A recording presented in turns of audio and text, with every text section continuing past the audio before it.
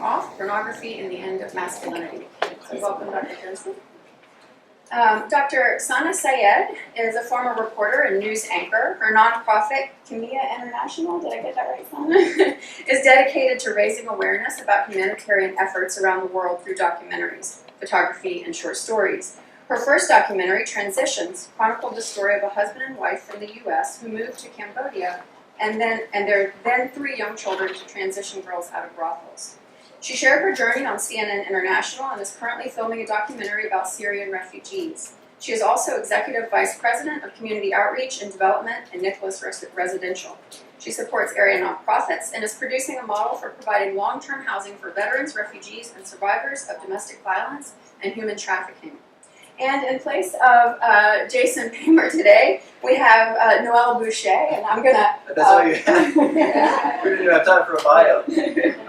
Very quickly about me, and then we get to I'm the B team, obviously, the villain, so I'll keep it short. But Noel Bouché, my wife, Dr. Vanessa Bouché, is responsible for much of this as part of the team, so grateful to be here for that relationship, which is dear to me. But Jason Paymer, my friend, is sick. He was from Seattle last night, and he is the producer of Rape and Profit and another film last year we released called The Heart of Man. And I was involved in both those projects as an executive producer, so I'll speak to that the best I can. I like to describe myself as a recovering lawyer, a surviving nonprofit executive, apparently, and now kind of an accidental social entrepreneur. So we'll talk about that in another panel, but I'll come at it from that perspective. Thank you. So welcome to all of you. I appreciate your time with us. I thought we might begin by understanding your personal connection to this topic. So what motivated you to get involved in the effort to abolish human trafficking? So on that, I think we'll begin with you. Okay. Well, when I was a reporter for CBS 11 here in Dallas, I stumbled upon the topic of human trafficking. And the reason it really hit home is because we come across different types of trauma within our lives. Within human trafficking, this is a trauma that just violates everything that you can ever imagine. You talk about a person's personal space being violated when they're sexually abused and assaulted, domestic violence, but this is the actual sale of a person. It is actual owning. I don't like to call it modern day slavery, it's slavery. It is what it is. It's something that humans have done to one another for hundreds of years, and it continues today. And when I was a reporter at CBS 11, I don't know how many of you read the last panel of Byron Bassett, who was with the Dallas Police Department. I called him while I was doing some research, and he is the one who drove me through the streets of Dallas, showed me the hubs for human trafficking, and really taught me the dynamics of this issue. We did a featured piece for CBS, and it was a year before the Super Bowl happened. I was able to get involved with Lee Top Juvenile Detention Center, talk to survivors, talk to young girls who had been trafficked and were trying to come out of it. And the more I kept digging, the more I kept finding, and that's how I found this couple that moved to Cambodia just to transition girls out of brothels. So it really did start with my work as a journalist and then continued in my role as with my nonprofit. Robert, you've done a lot of work that may help us to understand the lens of media on this topic. Could you talk a little bit about what personal connection you have to that and what brought you to this? Sure. So in my 20s, I was a newspaper journalist, a reporter and an editor. And in that profession, you get trained to think about individual stories in the short term. When I was 30 years old, I went back to graduate school, and that's where I started to shift to think not about simply individual stories, but about systems and structures of power, and to think long term. And my entry into this is a little different than a lot of folks here. The first issue where I had to grapple with those systems and structures was in the late 1980s, a feminist critique of pornography, of the sexual exploitation of women through media. And that led me to thinking not just about the problem of pornography, but the problem more generally of men's sexual exploitation of women across the board. And there was no way to think about that without thinking about the social system we call patriarchy. The institutionalized male domination that defines the United States and virtually every other square inch of the globe. And it was only then that I started to think about trafficking. You kind of think of it as the supply chain for prostitution and pornography. So my interest in this comes through the way men routinely exploit women sexually in a patriarchal society, specifically in the society I live in, which is the United States. So when I talk about media, I'm going to talk about some of the failures of media to think about system and structures of power, to think long term, and how we can work our way through that. Well, how does a recovering lawyer become interested and involved in this topic? How did one come to be? So personal connection was, again, my wife and I, about 99 or 2000, we were living in New York, and we read a book on the injustice of global sex trade, specifically with human trafficking and contemporary slavery more broadly, and it directed us in a sense, but also kind of focused us on direction. We said we need to go do something about this. We need to go save the world where it's happening over there somewhere. So how do you do justice? In our narrow thinking, we thought you must get a degree and a credential, hence go to law school. So we both went down that path, thinking we would then go save the world. And I think in that journey we recognized how our, to what's been spoken to already, our lives touch this every day, everywhere.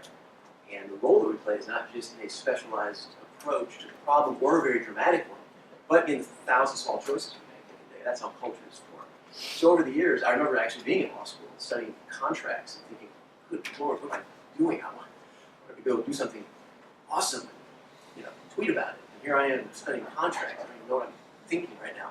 And it hit me that day, though, to Dr. Jensen's point. Something clicked, and it said, how can I say I want to go do this thing and save this person over here, when over here I'm still consuming, dabbling in porn, I'm still objectifying women in my classes, I'm still not living in a way that's creating justice, intimacy in my marriage, and that, for me at that time. So it led, I think, both of us, as a couple, on a journey to say, this is not just about breaking down rough doors, it's about creating culture through education, as a professor, as a teacher, nonprofit leader, and then through media. And it just kind of fell into some relationships we'll talk more about, but obviously media is so powerful. It both reflects and creates culture, and so much of it is, I guess the word we use right now is toxic, but it is exploitative. And specifically the porn industry, which Dr. Jensen has done so much work on. In fact, I just met him, I told him 10 years ago I read this piece that really transformed some of my thinking that we've already heard about. So that led to a couple of films, which we'll talk more about, but how do we use the tools at our disposal to not only, I think, show something else, but help undermine the assumptions and the cultural norms that have been established to be the change we want to be, and using our abilities to speak, communicate, create films, and then consume them, choosing what we're going to consume. So that's kind of been the journey to this moment, which I learned about this morning. We spoke and corresponded a bit before this panel to think about what some of the things we might want to talk about or provide to an audience to be able to think about. And so you'll certainly see Jason's footprint on this conversation. But broadly, we thought we might begin with some problem statements, so to try to understand what the problems are so that we can then move into thinking about solutions as related to media. So, Robert, I'd like to begin with you on this one. What do you think are some of the most pressing problems related to media and human trafficking right now, from your perspective and your work? Well, in some ways, I would say the most pressing problems for media are the most pressing problems for the society, and even for the movement itself. So, although I worked as a journalist, taught in a school of journalism, I try not to be media-centric, because media is rarely a problem on its own. It's usually a reflection of larger problems. And I think that's true in this case. So let's just step back and think about how social change happens. Okay, I don't have a clue how social change happens. I've never really understood, and I don't think anybody else does either. But it's clear that people don't engage in social change or any other activity because they came through the process of an evaluation of evidence and logic, a conclusion, right? Which is just to say what we all know from our own experience and of ourselves, is that human beings are capable of reason, but reason doesn't drive the bus. Right? We aren't moved to do much of anything through a logical process. So stories matter, and the emotional weight that stories carry matter.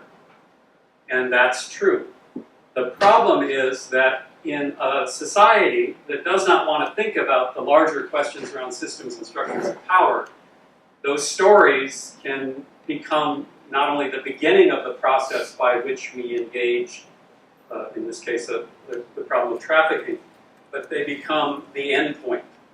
And so I think the real question for media, which is the question for the trafficking movement, which is a question for everything, which is how do we move past the stories that move us and actually grapple with systems and structures of power. And the one I'm most concerned with here is patriarchy. Now you will hear me in the course of the next hour say the word patriarchy about 7,512 times, because my only role in the world is to be a guy, especially a guy who looks like me, you know, sort of, I was going to say middle-aged white guy, but the fact is I'm an older white guy at this point, who says the word patriarchy and doesn't look scary. And by scary, in quotes, I mean scary to people who have been conditioned to think that any feminist critique of patriarchy is somehow a threat. And so, to me, the question for media, the question for the movement, the question for society is, can we step back and actually look at the systems that result in things like trafficking, prostitution, and a pornography-saturated world, and we see the connections of them. And in this case, and we see the fact that they are the outgrowth of a patriarchal system. And all I mean by that term is a system of institutionalized male dominance, at the heart of which is men's claim to a right to either own or control women's reproductive power and women's sexuality. And that is woven so deeply into the fabric of not only the United States, but most of the world, that it is not only difficult to disentangle it, but when we start to disentangle it, it's going to provoke a tremendous amount of fear. Because, and I think Noel alluded to this, when you start thinking about how men are routinely socialized to view women as objectified bodies for male sexual pleasure, you realize this is not only not a problem in some other country, or not only a problem in the pornography and prostitution world, it's a problem in all of our lives. And so how can the media, how can the movement, how can we as a society face that? And from my experience over the last 30 years, we're not very good at facing that. And that's what I'm trying to work with. How do we both recognize the power of narratives and the need for that emotional connection, yet move into a place where we can use our capacity to evaluate evidence and use logic to come to conclusions. There's going to be a part where we get to solutions, and I'll telegraph right away, I don't have any. If by solutions, you know, off-the-shelf, quick little things, I think this is something we struggle with more than we offer solutions. Sana, what has your work shown you about the topic of human trafficking? And what have you seen to be some of the root causes in your work on the ground? Well, you know, if we step back from the root causes, when we talk about media and filmmakers covering the topic of human trafficking, we really are talking about, you know, being stewards of information. And being stewards of information sometimes means being at a place long enough to understand the power structures in that part of the world or in that part of town to be able to delve into the issue, right? So as a journalist or as a filmmaker, you know, I can continue to tell you the situational things. Oh, this happened here, this person was trafficked here, this happened, this rape happened here, but we're still not digging into the issue. So some of the biggest problems within human trafficking is that, well, in this country, it's so covert, right? Covert in a sense that there's definitely money tied to it. You know, you go from the financial forensic aspect of it, which isn't covered a lot in the news, especially from television, because it's not sexy, there's no visual component to it, to the fact that there are clearly power players involved, because there's no way that tens of millions of people are being trafficked around the world, and that people who are in power are unaware of it, right? And then there's the aspect of the people who are actually complicit in the trafficking and buying and selling of it. So here in this country, my experience has been, I've been close to the piece of the young girls who are the juvenile detention center survivors who are trying to heal from what their trauma has been. And when I traveled to Cambodia, what I saw there was very different because, driving through downtown Phnom Penh, we were just driving in our tuk-tuk or rickshaw, however you have to refer to that, and we're driving and we see these two older Western men who are clearly making a sale. And so we're like, where is that? What is this connecting to? And we just happened to park in front of the U.S. Embassy in Phnom Penh. Well, right in front of us are 5 girls who could not have been more than 14, 15 years old, all have cell phones, and they're waiting. And we were like, oh my God, this is right here. It's just down the street. It's happening. There's no, yes, there used to be different places, that they used to do it out in the open, but it's still happening very much in the open. And then we, had our camera, kind of, the photographer had it in his lap, and he had his jacket over it. Those girls know what to look for. They all have cell phones. In the same way that I would approach a prostitute here for a news story to try to talk to her, and she'd immediately flip up in that phone and call her pimp. The same way over there, and those girls were watching us, and they immediately opened up their phones, and they were pressing those numbers. Within maybe 5 minutes, there was a guy on a motorcycle chasing us down. So there is also this, you have to be responsible about the fact that you are going to potentially put yourself in danger and to not be stupid about it, right? Because the people who are involved here, these are folks who are going to be armed and have vast networks, and they don't like to have the curtain pulled on what they're doing. Just let them do their stuff in peace and they'll leave you alone, right? So there's that aspect of it, is that danger, I think, that is unnecessary, that can be planned for. And then when you start really delving into the issue and you do focus on telling the story, particularly on the side of the healing process for those who have been trafficked, it's so important to know how to do that without re-traumatizing the survivor. So there's also that aspect of storytelling, filmmaking, or whether you're a journalist, in ensuring that you are caring for the person who has opened up their life to you and has agreed to talk to you about their exploitation. There's a huge responsibility in that, and making sure that you talk to a counselor, potentially have their therapist present, so that when you're asking a question, the therapist can intervene and say, you know what, I think that might be able to make the survivor move just back a little bit or ask it in a different way.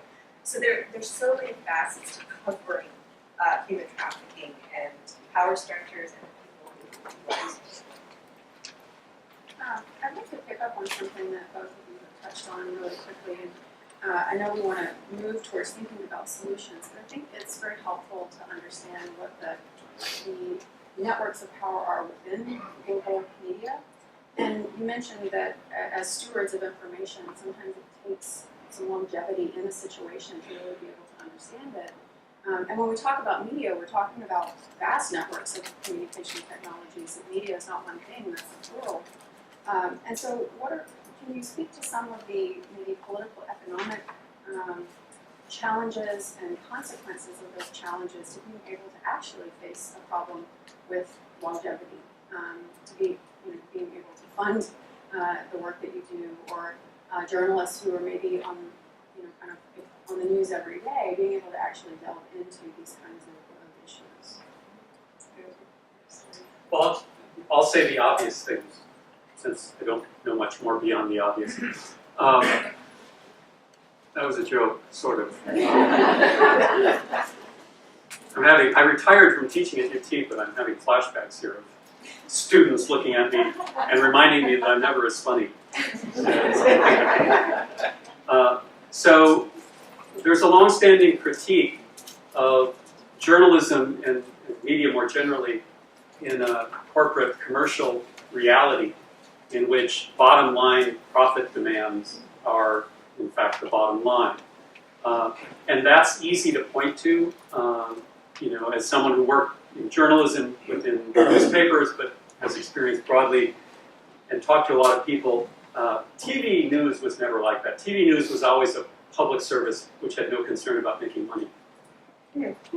That was a joke too. I telegraphed there were going to be, never mind. Okay. That said, I don't want to just say, well, media is this corporate slave and there's nothing that can happen. Because journalists at every period in American journalists, whether it's print, TV, or online, including into documentary work, have always understood that there are different kinds of openings at different moments. And while you are presenting a project to the corporate bosses that have their eye on the bottom line, it doesn't constrict you completely. That there are openings in the system.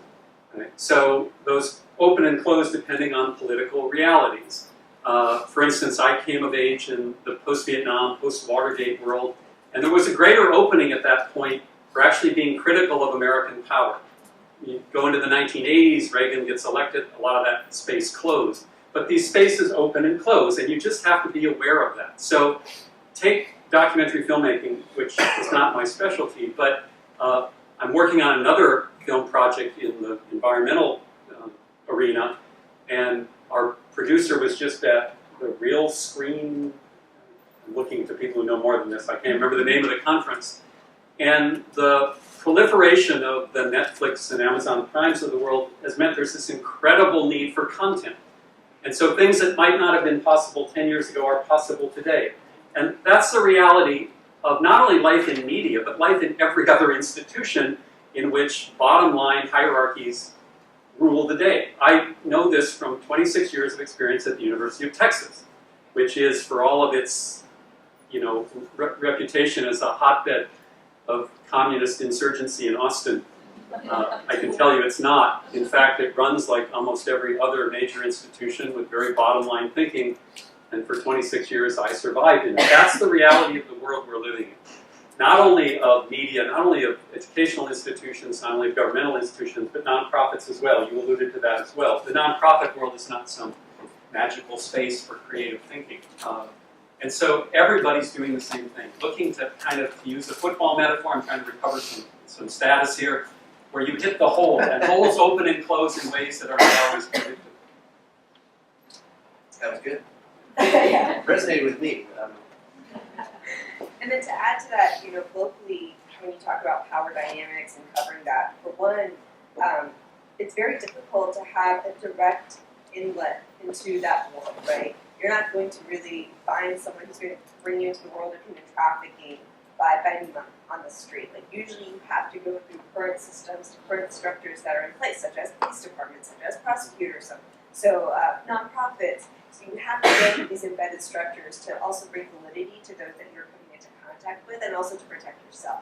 So locally, one of my biggest issues when I was covering this is, once I found this sergeant within DPD, when I found Byron, it was great. He was this wealth of information, but I essentially was stalking Byron. I mean, we've had this relationship for 10 years now, and he keeps trying to disappear on me, and I keep trying to find him because he is such a wealth of information. He's so connected into this world. He knows what's happening. He knows what headlines that are going to come out before they come out. And so it is, when we talk about longevity in this, being able to build sources in this world requires a lot of trust. People have to know that you're going to be there 6 months from now before they actually waste their time in letting you in and providing you this information. Because a lot of these investigations are going on for years. And then you finally have a sting or you have a raid, but that work continues. So locally, that's what I can explain on that. But globally, the power structures are immense. And every now and then, you're going to come across an article that says some world leader, some prime minister, leader of IMF, whatever it is, that this person has been caught or accused of being at a party where young girls, underage girls, were being trafficked, right? And somehow they get off the charges, right? They're not put behind bars, and somehow these stories disappear, including charges, accusations that were made against the current president of the United States. So a dear friend of mine who works for CNN International was going crazy because they had this story against Donald Trump where it involved underage girls and his contact with them. And the president of the company sent an email to his employees saying, none of you will cover this opportunities not to get out, period. So you just have to think about the fact that when you see a story and it disappears, why did it disappear? What were those power structures?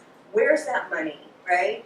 And you don't have to be a forensic analyst to figure out the trails of money. You can read these articles and see the entities that are mentioned, and then it's gone. And then it's gone. So from a local to global aspect of the power plays and what's involved there, there are powerful entities in this country that are involved with these operations as well. But on a global front, again, it's just really understanding that if we're talking about the sale of tens of millions of people, there are powerful people who are complicit and who are helping this world stay alive and making these trades possible. Excellent stuff. Just a couple thoughts to tie together what you have said. I think trust is so important. I would also add perseverance, which is what we're talking about, but I think that comes out of passion. And passion, rightly understood. This room is full of passionate leaders who have all made a difference and are persevering. I think it's important that we recognize that passion is not just some energy, some zeal. I've come across this thing and I must go engage it or do it or fix it. It comes from the Latin meaning to suffer. And there is a suffering once you've been exposed to brokenness, to injustice, exploitation, that will drive you. But in this, we'll get to something that Dr. Kevin Bales was talking tonight, which is self-care. And I think that's something for all of us, whether we're journalists or activists or academics, that we have to recognize because these power structures are real. And I think one of the solutions goes back to kind of popcorn here a little bit of what you guys said, but Dr. Jensen, you're talking about privilege. That is something for all of us to think about. And I believe, as a white male, for us white males particularly, the problem is what happens is privilege gets weaponized so much in the discourse. But privilege is simply an exemption from having to deal with something. I mean, as a lawyer, that's what a privilege is. You don't have to deal with it. You don't have to think about it. You don't have to attend to it. And that's something that when we start attending to things, and we don't have to. I don't have to attend to driving while black. I don't have to attend to the threat of sexual violence every time I walk down the street. I don't have to attend to these things. But when we do, that's changing out with the narrative, but that's also making those small choices that do change society around us. And that's then coming back to storytelling. I just wanted to, having been as an executive producer involved in these films, storytelling is the first step. And it breeds intimacy, which is interesting, because out of that intimacy comes empathy. When we connect with a story, we're connecting with not only the one who's telling the story, but we're connecting with that character. That's why we binge watch, when fill in the blank on Netflix, because we've connected with those stories. And that has an element of change to it, but ultimately it will then be our perseverance and passion that will change those structures. But I do think we have to tell our story. Everyone in this room is passionate. You got a story you want to tell, finding the right stories, and doing it in a way. That's what happened with Great for Profit. Man, our team said, whoa, sex trafficking doesn't just happen in Cambodia. It happens in Seattle where we made the film. And so they went around with Seattle PD and did almost like this Girl Cops-like thing. Saw how girls were being exploited. Well, the interviews through it. They had a Pinkett Smith got on board because they told a story, and all of a sudden people who had, access in these structures in Hollywood started getting on board, and that led to the next film that I'm going to tie into with a quick little anecdote, because I think this is what you're getting at with the stories. The next film we made was Heart of Man, and that got on Netflix, released around the world, so these platforms are now helping us do things we couldn't do for a while, but an early version of this film was, again, tying trafficking, and specifically trafficking in the sex trade with pornography and sexual objectification in society. And we had a clip that was kind of a behind-the-scenes clip on a porn set. We screened this clip, this like 5-minute version with interviews and everything else. In front of a group, let me just say it was a very privileged group. And it was almost all white male. It was a good audience to show this film for. And people came out really impacted by showing brutality and being exposed to it. But one thing they saw was when they saw behind the cameras on a porn set, and they saw what was happening after they said cut, or when they said cut because they had to, because someone was going to vomit or whatever happened. Men walked out and said, I've never thought of that, I've never seen that. Now many of us would say that. But when you've been groomed by the stories that perpetuate the rape myth, that she wants it, and that this is all voluntary, and that this is okay as a man, you really don't think about it. That's the power of the stories, and we're deluged with stories. So how do we keep telling stories that, as we're going to get to in a second, provide solutions? I like to, you guys have done a great job. Journalism I've heard someone say, I'm not a journalist, but journalism is essentially reporting on what happened. So who, what, where, when. And someone who I had some friends in the intelligence community said, that's the difference between journalism, which is important, and intelligence analysis. Intelligence analysis says, okay, why and what next? And I think that's what YouTube have done using different platforms, stepping outside of journalism. Some of the stuff we can do, like documentaries, like events like this, like short films, can go from the who, what, where, when, how to, hey, here's the why, and then the what next. And like all good art, that's going to force the audience to really ask, it's going to ask good questions, and it's going to force the audience to wrestle with them in a way. Can I piggyback real quickly? Because I think something you said is implicit and should be made explicit, which is we talk about stories all the time and the importance of stories. And in trafficking, prostitution, pornography, domestic violence, rape, that tends to be the stories of the predominantly women who are victimized. Right? So we think of stories as the suffering of those people. But there's another set of stories, which is the stories of the men who perpetrate. And those are stories that need to be told too. I think that's what you were emphasizing. And so why are men socialized into this behavior? How does that behavior play out? It's just as important to do that as well, to talk about the flip side. I have friends who work in domestic violence a lot, and the awareness of domestic violence was broken open decades ago when women started telling their stories of the routine nature of their abuse. But the more equally important story is, why do men feel they have the right to engage in that abuse? And those stories are not told nearly as often. In some ways, I think because they're much more threatening. It's easy to tell a story and sympathize, even empathize with a victim. It's much more difficult to get at the nature of perpetrators and tell the truth about that. Which, in not telling those stories, perpetuates that very cycle. It drives license. It's harder to get access to those men, and it's harder to tell those stories because there is shame that they carry around, even though they may not announce it. But at least with survivors, there's a moment of pause where they can take responsibility for their healing, and it's cathartic in talking about it. But for those who are complicit, it is definitely more difficult to understand. Some important challenges, and I think one of the things that is interesting to note here is that you're already thinking about what some of those solutions might be, embedded in these challenges or problems. So let's begin moving a little bit deeper into those. Noel, I wanted to see, you talked a bit about storytelling and the importance of connecting people to stories, and I understand that you worked on Rape for Profit, and so could you talk to us a little bit about what responsibility may have led to, what sense of responsibility may have led to the development of that? Maybe connect us to the story of that work and what followed it. Sure. So Rape for Profit was filmed, it seems like eons ago, I think 2013.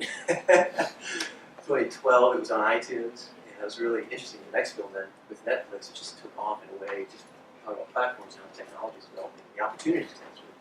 But I came in, I wasn't involved in making the film, but I was in the film as one of the many people who just shared a little bit. And I think, though my friends who made the film became friends after that project, their eyes were open. They heard from they heard stories of survivors, they heard realities in their own neighborhoods and in their own city. And they felt a strong responsibility as filmmakers and as storytellers and as men who wanted to see and be the change in their city and in their society, to tell the stories, and it was a powerful experience for everyone involved, and of course the audiences as well. And it led to a second project, and I think that's kind of where it gets to what you were talking about, and the responsibility. As we moved into the opportunity to do a second project, within that one, as our relationship had been developed, I helped as an executive producer, which I sound fancy, but I know nothing about film except I helped raise some money and connect the right people to do things that needed to happen. And it created this beautiful film, but what happened in making it was the story pivoted. And I think this is for all of us, because our story will pivot. And we may think we're going this way to do this, and it pivots. It's the same thing, journalism to filmmaking. For some of us, we've already pivoted in our anti-trafficking work. We're constantly learning and seeing. We have to innovate. And in this film, we did. Instead of telling basically the same story of how women are suffering, being exploited sexually, how culture, is grooming men to be consumers, and how men are the problem. Let's fix men, that's good, but men are the problem. What we got to as filmmakers is we realized this is kind of coming out, what's not coming out. And it was that story of the shame that drives so much of the compulsive behavior. Shame just being a hiding. The masks we live in, another great documentary. And so what's behind that mask? How might those masks come off? And if they do, how would that cultivate the change that we want to see? And that's ultimately what Heart of Man did. Rooted in a theological framework, no doubt. And it was interesting. I'll say this about storytelling and then kick it over to you guys. But because of the audiences that were seeing this film, The Heart of Man, originally, a lot of people who were, let's say, used to being either preached at, either giving or receiving a sermon of some type. We all are used to that, right? That's why stories are different. We create intimacy. We're not just being given facts. We're not just yelling at you and this is why you need to do it because reason doesn't get it done. But someone said after a screening, hey, that's great. Why? But I didn't get the sermon I was expecting.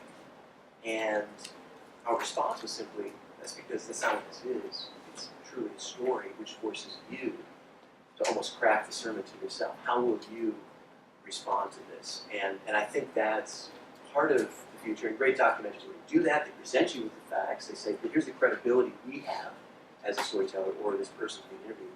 But then it drives you to that place. And the ones that are going to be really good are going to touch on the harder issues like shame. Like when are we, this is a human problem.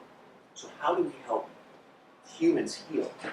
Because justice will flow out of that healing ultimately and reconciliation. So just a quick humanity thoughts on that. Sana, what kind of things do we need to keep in mind then when we're trying to tell the stories of survivors? So I think that people who are drawn to this very dark world have some reason for being drawn to it. Whether it's having been sexually abused or sexually assaulted, or knowing someone who went through that was very close to you, or feeling that this is something so serious, I have to contribute to it in some way. There's something that draws you to tell these stories, that draws you to consume the stories about what's happening in this world. And I think that, when I was able to delve into the human trafficking world in Cambodia, here in North Texas, but then going into Cambodia, and for those of us who have experienced suicidal tendencies, who have really contemplated that, who have been a part of these really dark worlds, and you go into these worlds that are so dark, and you talk to these young women who have seen the worst of humanity, and they have hope. That, to me, is just the most beautiful thing I've ever seen in my life. And those are the stories that I'm most interested in telling as a filmmaker. Obviously, I'm not a journalist anymore. Those of us who have been journalists, it never leaves you. We're always storytellers. But that is something that I always seek to capture, is that light. Because there's so much darkness in this world, but there's so much light in this world. And so the fact that there are people out there who are dedicating their lives, that are giving up their livelihoods to help these survivors find their happiness, to have someone that they can trust.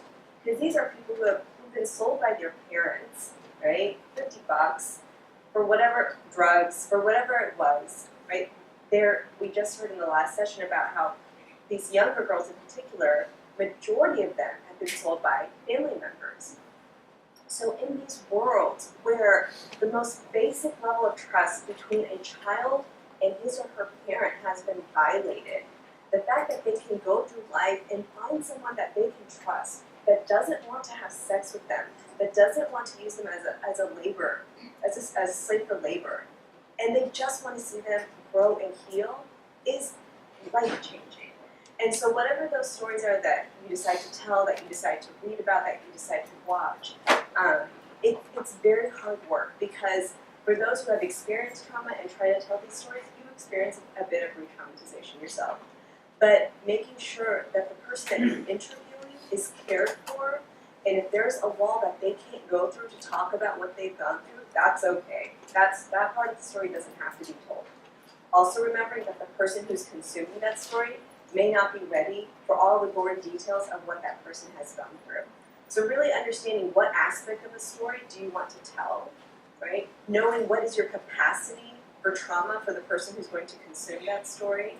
Understanding the power dynamics, how to hold the people, power players accountable for having their role in this, whether it's, and understanding where that money is going and the power players who are supporting these structures, or the players at the bottom level who are implicit in the hiring and selling of that. And then finally, in being able to tell these stories in a way that does not traumatize the survivor. That is the key component. I cannot stress that enough. Because if that person is giving you the honor of allowing you to tell their story, then you have to respect that. So that to me has been the greatest lesson in all of this, is how to tell these stories, particularly for survivors, and being respectful to them and allowing them to continue along their healing process. I've lost track of the question, but I'm going to answer anyway, the question in my head. So I introduced this by saying that we need to tell stories in the context of systems and structures of power. And how do you actually do that? So you mentioned Cambodia and the sex trafficking that goes on in the global south, which is part of the problem. Well, I think that's a good example of how you can put that in a larger context. So we use the term often sex tourism. Right? So who are the sex tourists? Well, they're first world men for the most part. And they go to places like Cambodia. Well, why does that happen? Well, there you can talk about systems and structures of power. First of all, the very idea that men can buy and sell women's bodies for sex is a deeply patriarchal notion. It immediately opens up the question of institutionalized male dominance and patriarchy. Notice how many times the patriarchy meter is clicking here. I will keep saying it. All right, why is it that it's first world men largely from places like Europe, the United States, North America, occasionally Japan? Well, that has something to do with the distribution of power globally and the reality of white supremacy and the imperialist history of the last 500 years, that it's people who look like me going to other places where people don't look like me. And of course, all of this is going on in a world economy defined by this rapacious global capitalism in which everything in the market is reduced to a commodity that can be bought and sold, including human beings and their bodies. So the sex tourism story, which could be a sensationalized story of, a 13-year-old girl in Cambodia or a 13-year-old boy in Cambodia who's bought and sold, and the horrible conditions of the village in which his parents sold him. And yes, you can tell all that story, but you can also tell it in that larger context. And that's what I think we have to push. I know it's hard to go into some newsrooms and documentary pitch meetings and say, I want to talk about patriarchy, white supremacy, imperialism, and global capitalism through the story of first world men buying and selling human beings. I know that's not easy, but that's what storytellers get paid to do, which is to make it a story that they can sell. Robert, you've written multiple books, then if we can maybe get a little bit granular on different types of media, what does a book format provide to you that might help you in telling these stories and helping us to understand that other formats may not? Yeah, I think this just goes to, there's a lot of individual variation in the human species. Some of us do some things better than others. I'm not a very visual person. I don't know how to tell stories. One of the reasons I love to critique television news is because I know I could never do it, and so why not dump on it then? It's a human instinct, we all do it. But I'll just sort of be rather self-indulgent briefly. First of all, I don't want to brag, but the first book I wrote about this is called Getting Off, Pornography and the End of Masculinity. It was published in 2007. And in about a 20-year window, it was without question the best book written by a man from the feminist critique of pornography available in English. It was the #1 book in that. It was also the only book, right? So I kind of have... If there had been an award, I would have won by virtue of no competition. Right? Now, why did I do that? Well, I'm an academic. I chose, first of all, not to write an academic book. I did my share of scholarly publishing, the boring stuff that somebody made you read in college that you never figured out why you were made to read it. I did just enough of that to get tenure to secure my position at the University of Texas, and then I made a very conscious decision never to write in that scholarly venue again.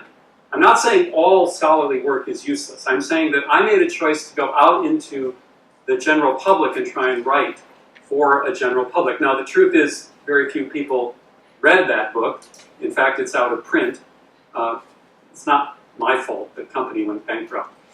Not because of my book, it just went bankrupt. The good news from that, as a digression, is I put a PDF of it up on my website for free, so the book is still available.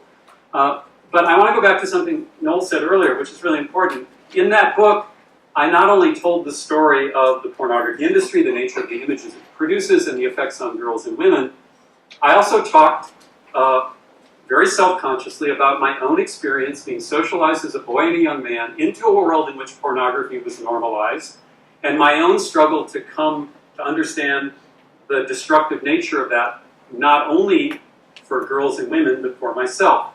And the vehicle by which I did that was feminism. And so by narrating my own story, I was trying to not only analyze the bigger picture, but also show through my own story that a feminist analysis was not a threat to men. As I always say, feminism isn't a threat, it's the greatest gift we've been given. And that's the way I chose to do it, because that's all I could figure out how to do. And one of the things I try and do is aid people who are better at telling stories visually, because it's not a print-based culture anymore. And I'm very aware that the stuff I do is of very limited value. And so that's why whenever I can, I'm trying to help people who are better at the visual storytelling. Sana and Noel, why films and why documentaries? And then also perhaps one of the things that is most prevalent in many of our lives today is social media. What role does social media play in this process?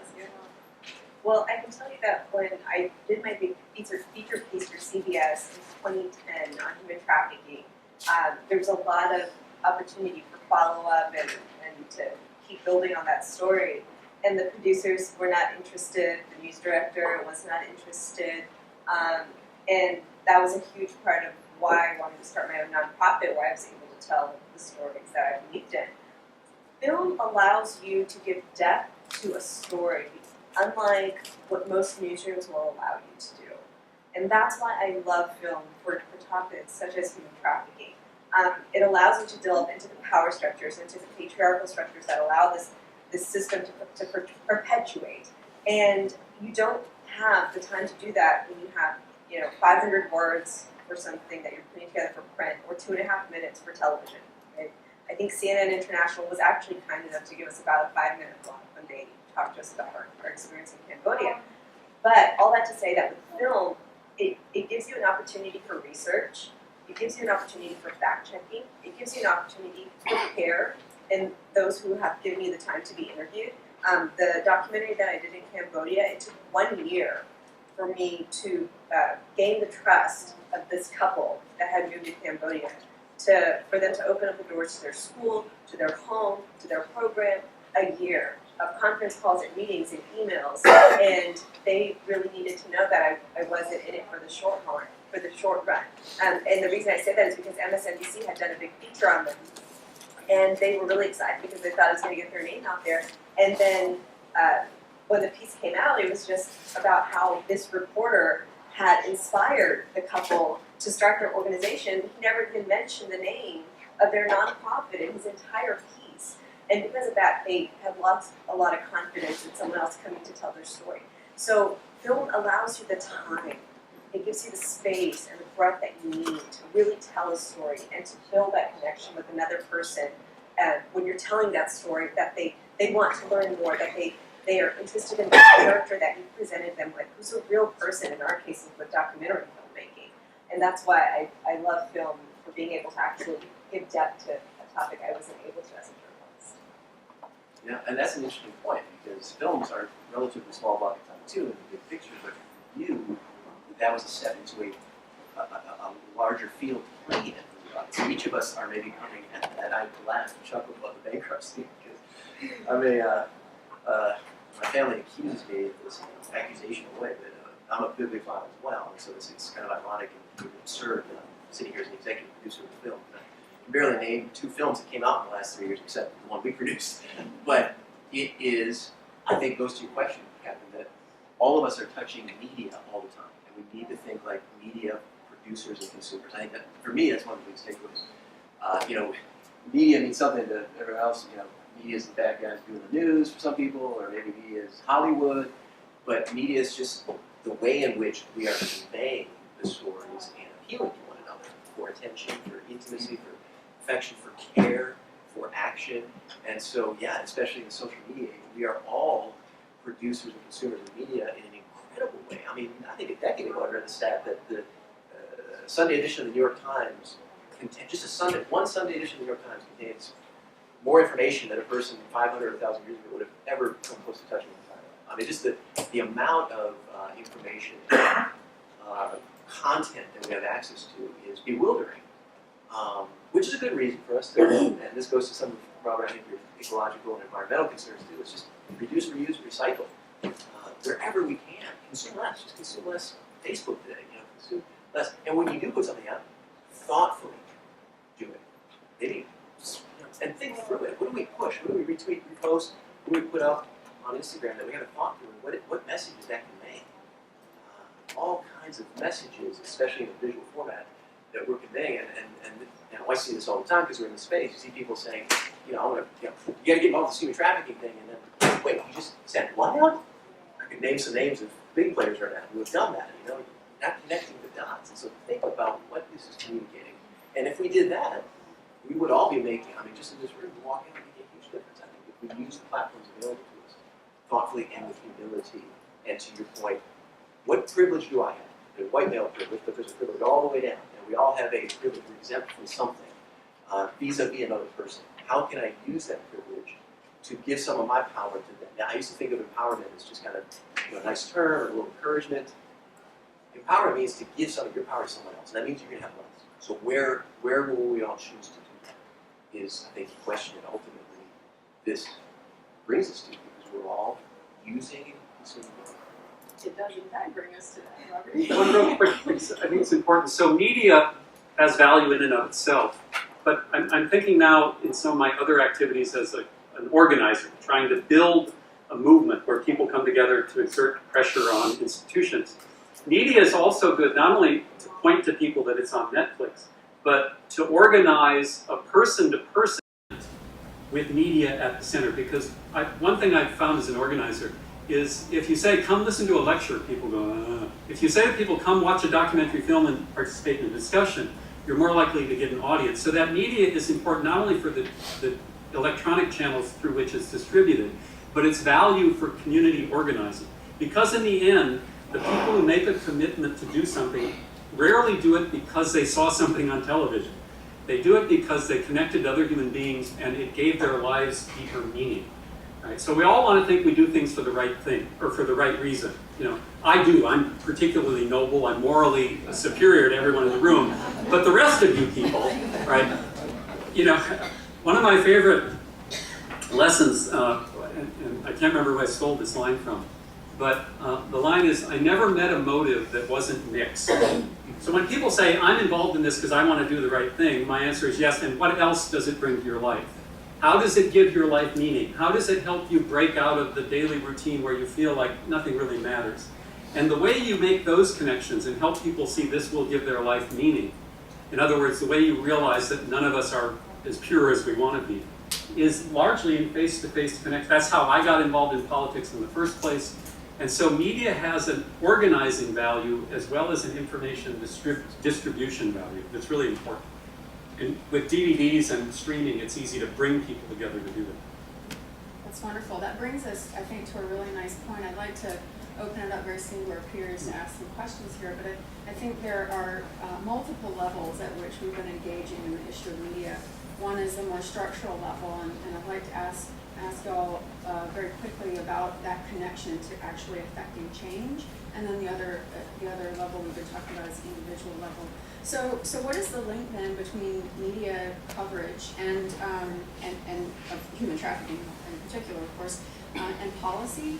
And then the second question, we'll tackle the first one, but then the second one would be what can audience members, what can we all do to pursue affecting change, and I think we've already begun to address that, so let's keep that going. I think the best person to answer that is someone who has a PhD in policy. That's my contribution. I can tell you that I was at a meeting recently with a regarded leader in Texas who is known for his philanthropy, and he, said something that I've heard a million times, but when it comes from someone who actually has the money to contribute at a national level and make things happen, it sounds a little different. And his comment was just, you will always be amazed at the power you have when you donate to a political candidate. So I say that because media, yes, journalists are stewards of information, but they are also stewards of the public. Right? Media will cover issues that they think that the public wants to hear about. Politicians will put on the agenda things that they think people want to be addressed. And the link there is media and policymakers are setting the agenda for what you talk about at your dinner table, for what you're Googling, for what you're seeing in the newsfeed, for what you're seeing covered in the media, right? They're setting the agenda. But there's so much power in the people, and you have the ability to contact a reporter, to contact a newsroom and say, you know what, I appreciate you doing this story, but what about X, Y, and Z? Or I would like to see more of this story, right? Or telling one of your policymakers, I want you to address this issue. Where is this on your agenda, right? So you have that power to push back. But policy and media, that is their role, right? They are telling us what we want to think about. This has been happening for decades. But how do you turn that back around and demand things that are equally important to you, particularly within this domain? I think just broadly speaking on the connection, we see in the last 2 decades incredible progress in all forms of media, exposing the reality of trafficking and contemporary slavery and servitude that exists all around us. And we can be thankful for that. Dr. Kevin Bales tonight's giving the keynote, and his work, it's 20 years since he published the book, and that you can draw a direct correlation to many of the things that have happened, including our federal legislation in the last 19 years. And so, you can look at the Hollywood films that come out, we can look at the documentaries, we can look at the books that are now available on PDF for free on academics' websites that have changed our perspective. And that's really, the biggest thing is, talk about systems. That's another thing story does. Anyone who's traveled, your perspective changes. You all of a sudden see the world differently. You see yourself differently because you're outside of a system, of a routine, of a routine and sometimes a more malicious system that is there to keep you ignorant or unattuned to certain things. And so, as great pieces have come out, exposés, the visual, print, whatever it is, we now see the world differently. My wife has taught a great course. She's a professor. She taught a course on it. And, her students now can't go up and down University Ave without looking at a hotel differently because of what they now know goes on and how it goes on and what it means, how close it is. You drive through the countryside in India, and it looks so idyllic and ancient, and as a tourist, you're just enjoying it, and then you recognize this is hereditary debt bondage, and you see that vista completely different. And I think we can celebrate the fact that this has happened, and I think the question for all of us coming out is just what will we do to build that? We're all standing on the shoulders of something else. So if you haven't read, like for example, Dr. Jensen's book, let's read his book, let's watch the films that Sana's produced, let's watch Rape for Profit, which is a great, again, expose of the American city and what sexual exploitation might look like. But let's build on one another's work. Again, I'm looking in the audience, I know a number of people here who have created incredible content that are on different media platforms. And let's just keep doing what we can do to cultivate justice. That's what this is all about, cultivating justice. And I think helping other people see that justice and change is cultivated. It's an organic process. And to keep at it, but recognize also that as we talk to people, what are you consuming, my friend? How is that changing you and facilitating these things that you think now just last night, supply chain. We all know that there is no exploitation, slave-free mobile phone. And yet the supply chain class, I heard the testimony last night, and Dr. Bales was there, someone saying, I had no idea that slavery was still in the world, present, in existence, and involved in the supply chains in touch. So, Thank you. Well, we did have to start a little bit late, but I'm very wary of keeping people from lunch. So I'd like to open it up now for a few questions, and I'll try to be cognizant of the time. I don't technically have a question, but I have a comment that you may want to react to. There's a repeated theme that you guys talk about this that I don't know that everybody got, and that is part of the issue is repetition of the stories. And it's very difficult, as you all have been publishing know, to sustain a story over a long period of time and very little is changing. Yeah. So part of that